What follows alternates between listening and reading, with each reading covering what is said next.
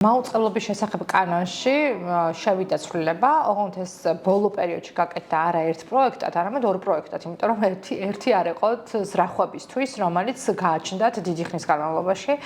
დიდი ხნის განმავლობაში ჩემთვის ეს არის დაახლოებით 2015 წლის შემდგომი დროიდან, იმიტომ რომ 2015 წლის შემდეგ ფაქტობრივად ქართულ ოცნებას არ ჩაუგდია არც ერთი წელი, რომ არ შეეცვალა მაუწყებლობის შესახებ კანონი და შეეცვალა იმგვარად, რომ აეკრძალა მისთვის რაიმეს გაყიდვა. ხა რომ წარმოიდგინოთ თქვენ ნებისმიერი ტიპის ბიზნესი, რომელსაც წელიწადში ორჯერ, სამჯერ რაიმეს უკრძალავენ, აი ეს არის სწორედ სამაუწყებლო ბიზნესი დღეს საქართველოში. 2015 წელს ოცნებამ დაიწყო ჯერ თვითონ გასაყიდი ინვენტარის შემცირებით, მაგალითად შეამცირა სარეკლამო დროები. აი წარმოიდგინეთ რომ შენ მანამდე შეგეძლო რომ გაგეყიდა, მოგეკრიფა 100 კილო ვაშლი და აქედან ასივე გაგეტანა გასაყიდად. აი ოცნებამ გადაწყვიტა რომ კი შეგეძლია მოკრიფო 100 კილო ვაშლი როგორც რეკლამა, მაგრამ გაყიდი მარტო 15 კილოგრამს აქედან. აი ესე გადაწყვიტა რომ ცოტა უნდა გაგეყიდა.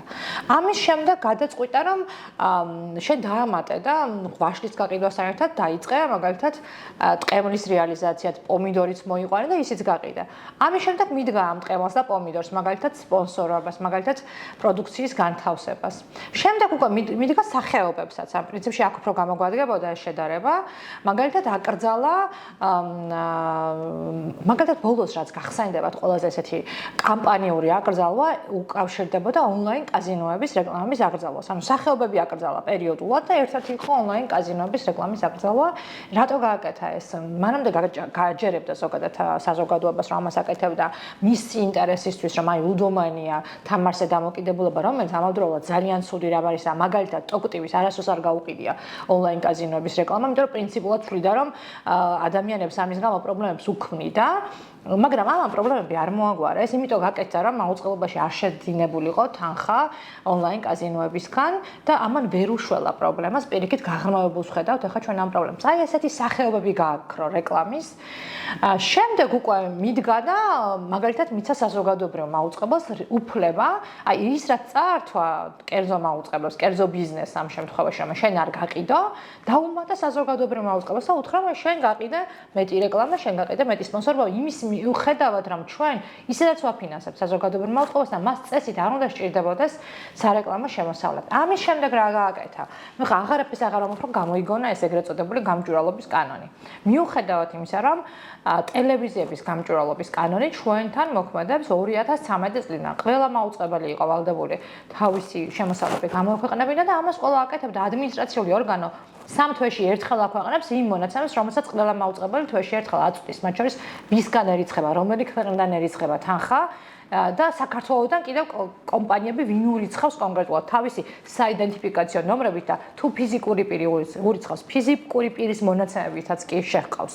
იმიტომ რომ ეს იყო სავალდებულო ყოველთვის მაუწყებლებისთვის. აი მე ახლა გვიმტკიცებს რომ ამან არ იმუშავაო, ანუ მაუწყებლობის კანონიო დიდათო არაფერს არ აძლევსო, ჩვენ ამას რუსულ კანონს ვეძახით დიდწილად, ამით მიხვდებით რომ ამ კანონზე მაქვს საუბარი. და ბოლოს გამოიგონა ეს ორი ახალი ინიციატივა 2025 წლის, რომელთაგანაც პირდაპირ თქვა რომ დავიღალე, თავი მტკივა და ამიტომ შენ გრანტებზე ვეღარ გაყიდე. მოკეთ, არა მხოლოდ გრანტებს, ზოგადად უცხოელზე გინდა იყოს ეს ემიგრანტი ფიზიკური პირი, მისგან ლარს ვეღარ აიღებ და პირდაპირ აკრძალა ესეთი ტიპის შემოდინებები მაუწყებლებში. გარდა დათქმა გააკეთა რომ აი კომერციულ რეკლამას თუ ყიდულობს ახლა მაგალითად რა ვიცი Coca-Cola-ს უნდა და საერთაშორისო ბრენდია და ვინმე გიხდის ფულს ან Procter & Gamble-ს უნდა რაღაც კბილის ჯაგრისი ან რა ვიცი სარეცხის საშუალების რეკლამა გააკეთოს, აქ კიდევ ამას ჯერჯერობით გვიტოვებს, მაგრამ ყველა ტიპის დაფინანსება უბრალოდ აკრძალა მაუწყებლებში და უთხრა რომ შენ არ გააკეთებ, შეგვიძლია ამას დავარქვათ რომ ჩვენ აღარ ვაკეთებთ ექსპორტს. ჩვენ როგორც ბიზნეს მაუწყებლებს აგვიგრძელეს ექსპორტირება ჩვენი საქმიანობის, ჩვენი მომსახურებების გაყიდვა. ეხლა წარმოიდგინეთ რომ ვლაპარაკობთ მაუწყებლობაზე და იქ კი არ არის თქვა გამონაკლისი გაკეთებული, თვითონ ხმობობენ რომ აი საზოგადოებრივ აზრზე გავლენისთვის შიშობენ ამას და იმიტომ აკეთებენ.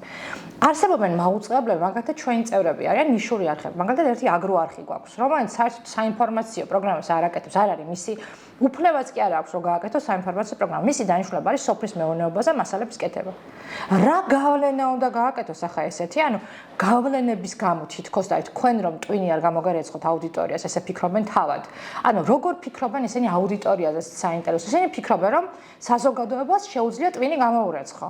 და გონია რომ ამას შენ გააკეთებ გარე ფულის, ამიტომო მეო გიკრძალაო ამ გარეფულის მიღებას. ოღონდ არა აქვს მნიშვნელობა მას საინფორმაციო არხი აკეთებს თუ არა საინფორმაციო გასართო მუსიკალურ არხს შეუძლია ხა რომ აიღოს ეს უცხოური ფული და მე გიჩვენოს რომელიმე რა ვიცი კარგი მუსიკოს ელტონ ჯონის სიმღერები რომ მოусმინოთ აი მან ძალიან ცუდად იქნება მათი აზრით საქმე და ამიტომ კრძალავენ და რა ვიცი ელტონ ჯონის რომ არ იყოს რა ვიცი ვინმე ესეთი კონსერვატორის ფილმები რომ ნახოთ მაგალითად კონსერვატორი რეჟისორის ბევრი ყავს ესეთი და აი ესეთი ტიპის აზროვნებით შეგვიქმნა კანონები, რომლითაც აგვიკრძალა შემოსავლების მიღება, იმიტომ რომ და კიდევ რა დაამატა ამ ამბავს, კიდევ ერთი რეკლამა აკრძალა, სოციალური რეკლამა აკრძალა.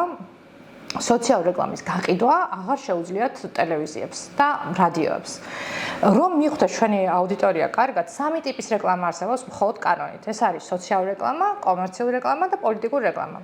პოლიტიკურ რეკლამაზე წინა წლებზე დაგვავალდებულა უფასოს განთავსება. იმდენი უფასო რეკლამის ვალდებულება აქვს მაუწყებლებს, რომ არავის არ სჭირდება პოლიტიკურ რეკლამას, უბრალოდ ფიზიკურად შესყიდვა. რაში სჭირდებათ ახლა 3 საათში თუ შეგიძლია იმდენი რეკლამა განათავსო, რამდენსაც ის აძლევს პოლიტიკურ პარტიას როგორც უფლებას, პირველ რიგში ოცნებას.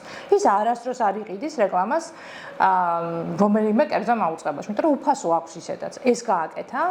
კომერციულზე უკვე გითხარით, რამდენი სახეობა აგვიგრძალა და სოციალური რეკლამა სულ აგვიგრძალა. არავიზე არ გაყიდოთ სოციალური რეკლამა, მხოლოდ მე მაქვს უფლება, რომ უფასო განთავსება გავაკეთო სოციალური რეკლამის. აი ესეთი კანონები მიიღო. რომ მაგალითად ესე არის, რომ პურის მცხოველ შენ რომ დაავალდებოდ, რომ აცხლე პური, რომელსაც მხოლოდ ადგილობრივ მერიას აჭმევს. ზუსტად ეგეთი კანონი აქვს მიღებული სოციალურ რეკლამაზე, რომ ჩვენ უნდა გამოვაცხოთ პური, რომლითაც მხოლოდ ადგილობრივ მთავრობებს მომემსახურებით, დავუჭრით ესე ლამაზად ნაჭრებად და მივართმევთ. ესეთი ტიპის კანონები აქვს შემუშავებული. მე ვფიქრობ, რომ ესე უფრო კარგად ავხსენით ახლა, რამდენად უსამართლოა.